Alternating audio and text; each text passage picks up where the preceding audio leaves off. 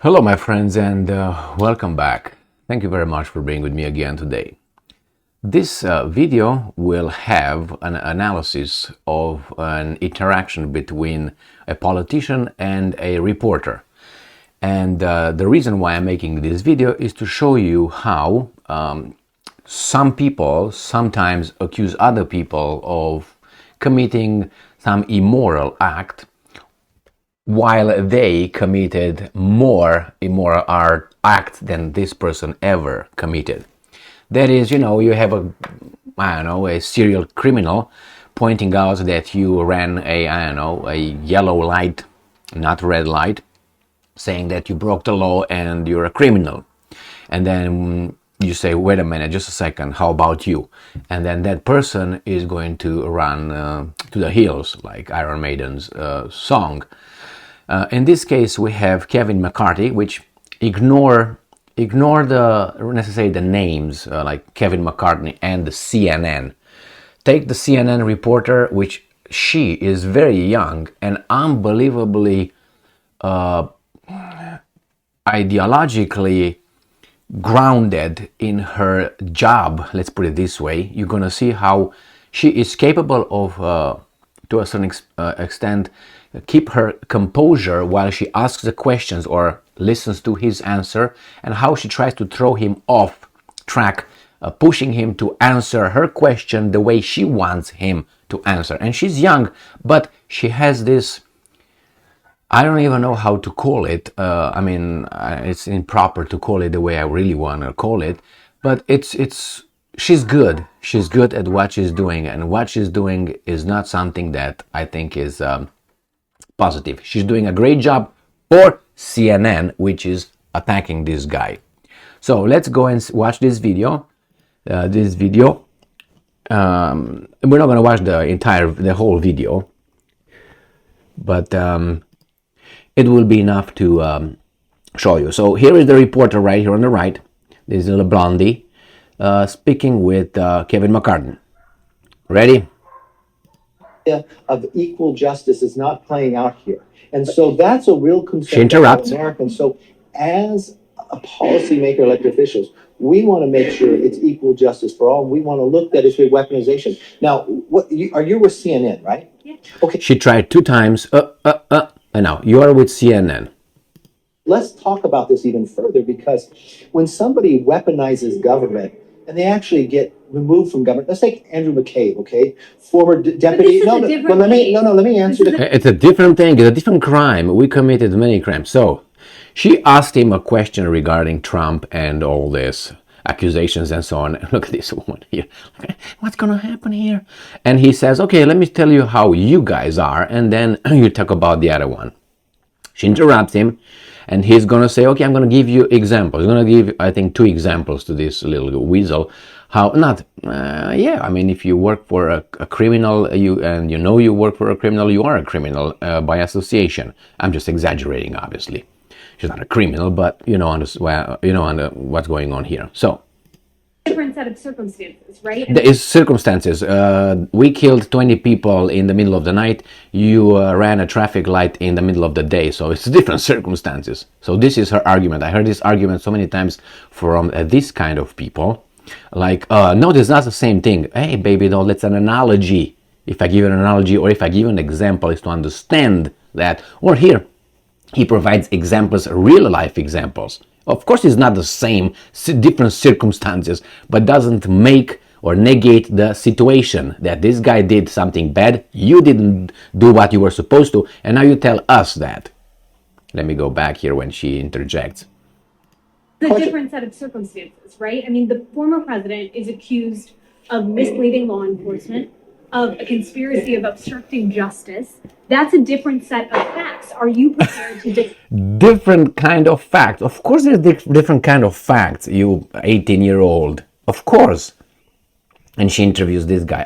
I don't understand how this young, unprepared people are really working for CNN to interview this guy. I don't understand how they got this job, really. But she's good, as I said, at being what she is. facts? Are you prepared to defend him as the former president? And what other actions will the House take in the House Judiciary Committee in terms of funding?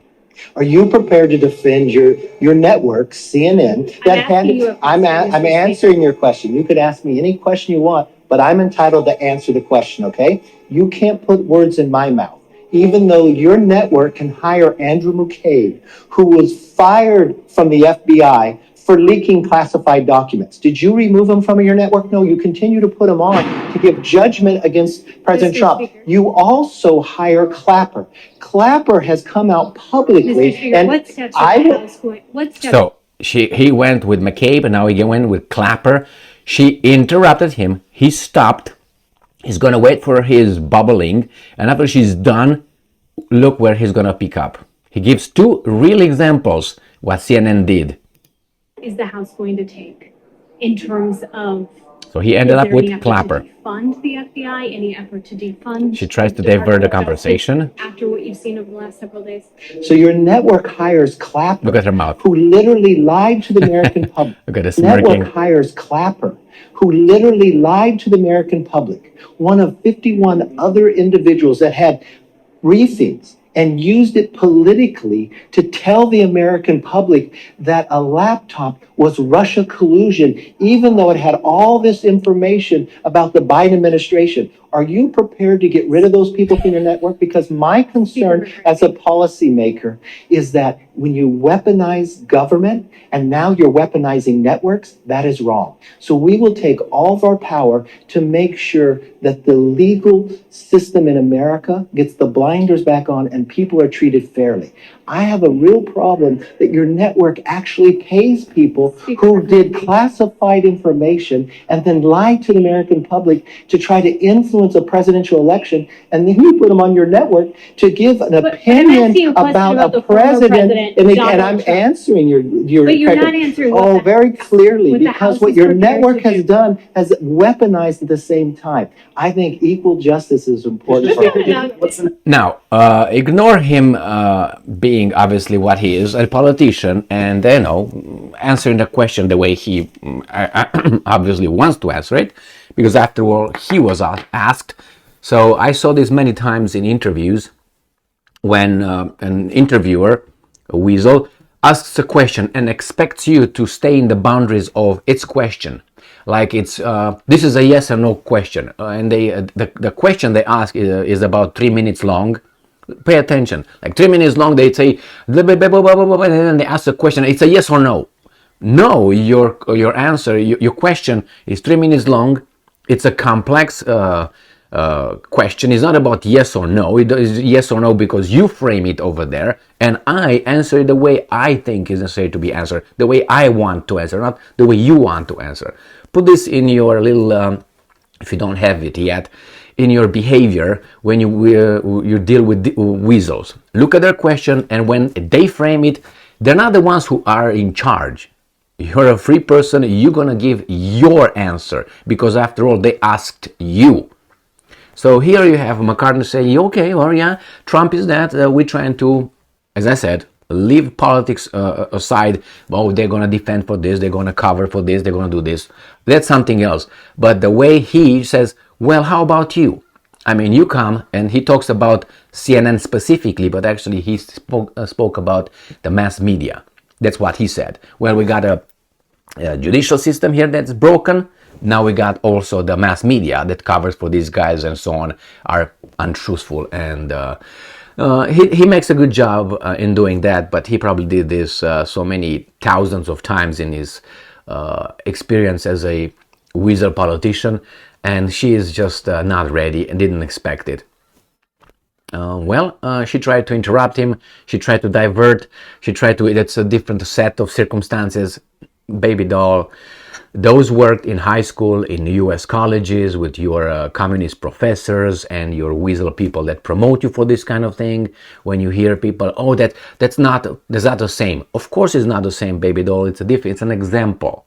It's an example. This is an analogy. That's why analogies are made. To make you understand that particular thing represents this.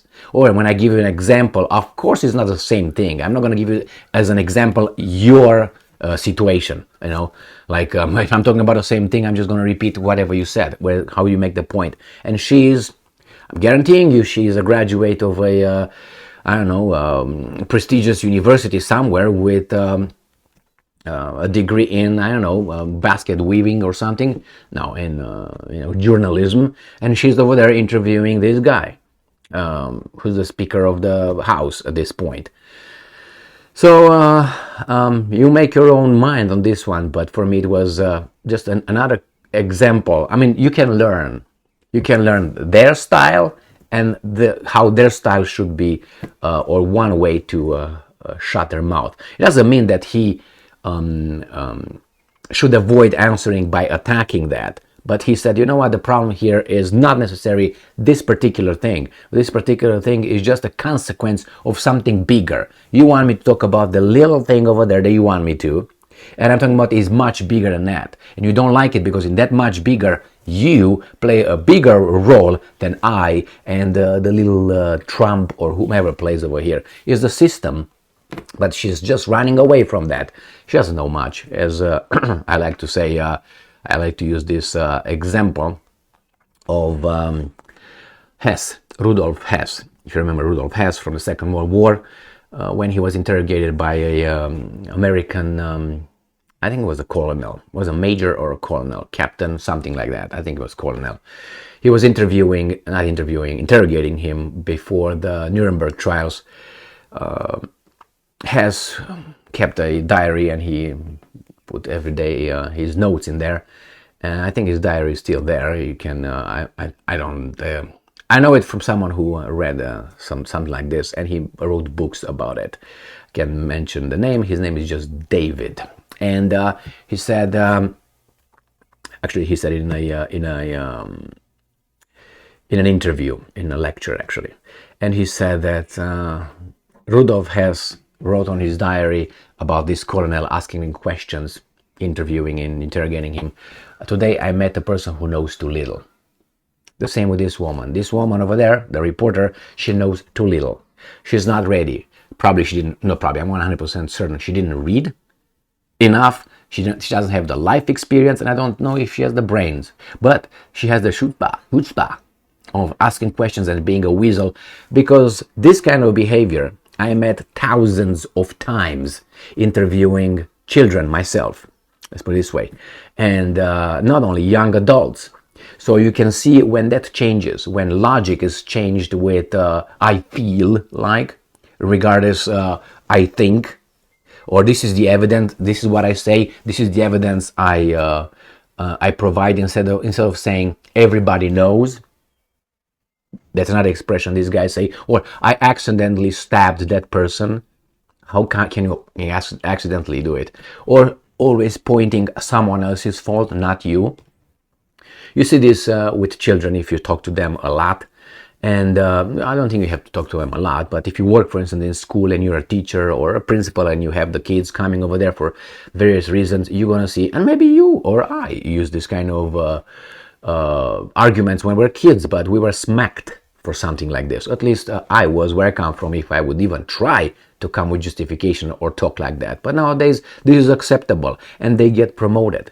They get promoted by people like them as well, because they don't see anything wrong. Hey, this is childlike behavior, mentality, lack of reasoning.